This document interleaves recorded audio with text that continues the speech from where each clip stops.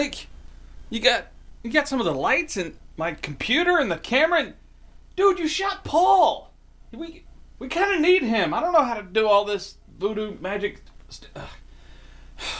Well, whoever you're after, did you get him? No. No. You didn't get him.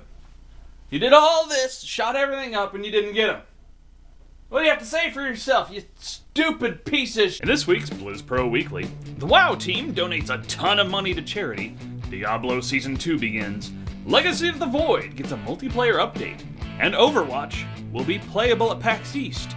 Is beta coming soon?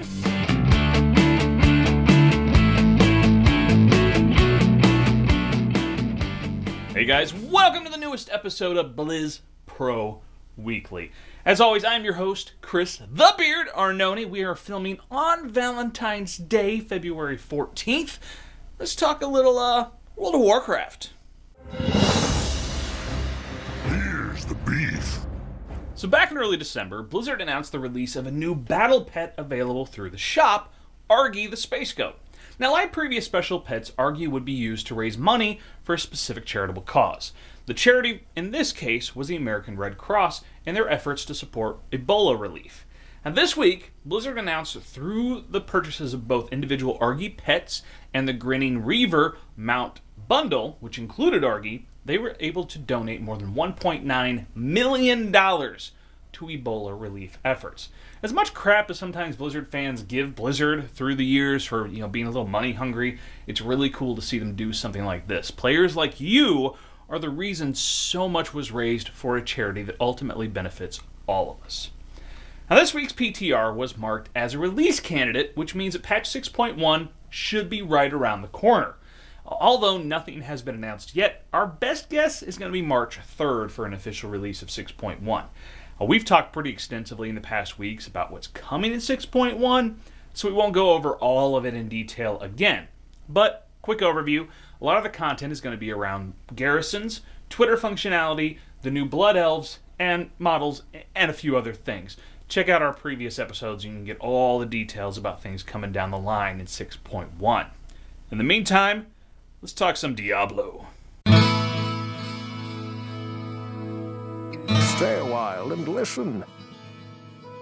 So as most of you know by now, Season 1 ended last week, and Season 2 started yesterday on Friday the 13th. Now, during the live stream Tavern Talk held by developers, it was stated that the 5-month-long Season 1 felt just way too fucking long. Now, they are hoping Season 2 will be shorter. However, they also said that the seasons are tied to development cycles and content updates. So it is quite possible that since Blizzard is known for pushing out updates at sort of a snail's pace, they push them out when they're good and fucking done, we might see seasons still take a while. Guess we'll just have to wait and see together.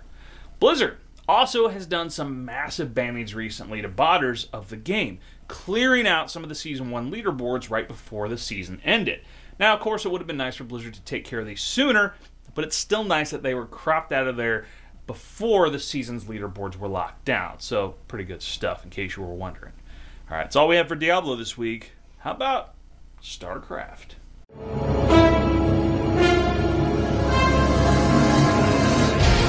You want a piece of me, boy? Now, I know we don't talk a lot of Starcraft on the show because, honestly, since BlizzCon, we've only had one update about how Legacy of the Void is coming along. But this week, we got a second one. It appears that the team is going to keep the resource changes in the game, which reduces some of the resources for each base. This is in hopes that players will be expanding beyond just 2 or 3 bases. We'll see more map-wide presence in multiplayer games. Also, the Terrans are losing the Herc unit that was revealed at BlizzCon. They said the design just wasn't going smoothly, and they removed it and are exploring other options. Also, the Thor self-repair ability has been removed from the game. Now, Protoss are possibly getting a new unit. Now, it doesn't have a name yet, but it was described as being a ground-only ranged unit that can create a shade of itself, which can move independently, and then the original unit can teleport to the shade. And we still don't have a date on when beta will be hitting for Legacy of the Void, but with the information presented this week, we still think we're at least several months away. Alright, how about some Heroes of the Storm?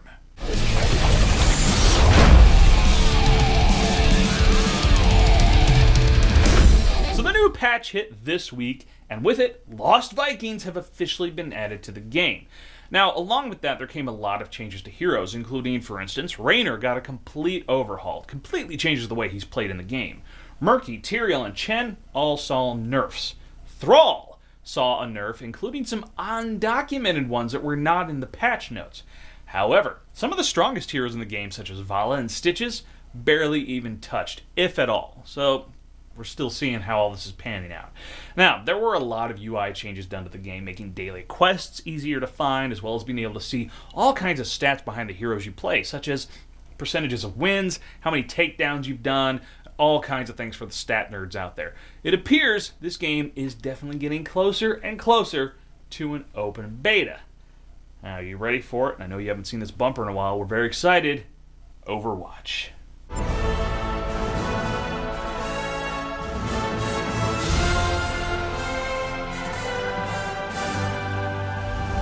The world could always use more heroes. So Blizzard will be at PAX East in a big way this year. We've talked about it before. Last week we talked about Hearthstone and how we expect some big announcement for that game this year. We also knew that Heroes of the Storm will be back again at PAX, and we'll probably have some announcements as well. However, Overwatch will also be at PAX East and will be playable on the show floor.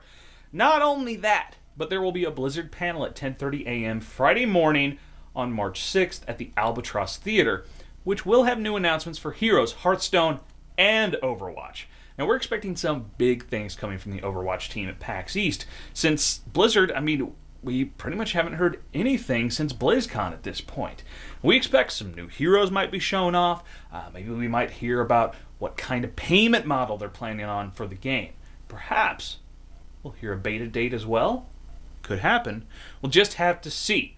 Our BlizzPro crew will be at PAX East this year, so expect us to have some great content lined up for you as soon as that stuff drops. We'll be all over it. Okay, so that does it for this week's video. I want you to subscribe right here on YouTube, iTunes. BlizzPro TV has all kinds of cool things to watch with West March Workshop, the Hearthstone Power Hour, the Heroes Power Hour, and Real Life Respec. Me, I'm all over the internet, Twitter, Facebook, Tumblr. I'm a Goodreads author. My book is available on Amazon and Nook and a few other things like that. I'm also a contributor for panels.net and bookriot.com. Damn, I'm busy. If you have a question, shoot us an email at askthebeard@blizzpro.com. And of course, you want to visit blizzpro.com. It has all the news, reviews, interviews, everything you need to know about Blizzard Entertainment games. Oh, not you. Oh, come on. No. Not the beard! Bon voyage.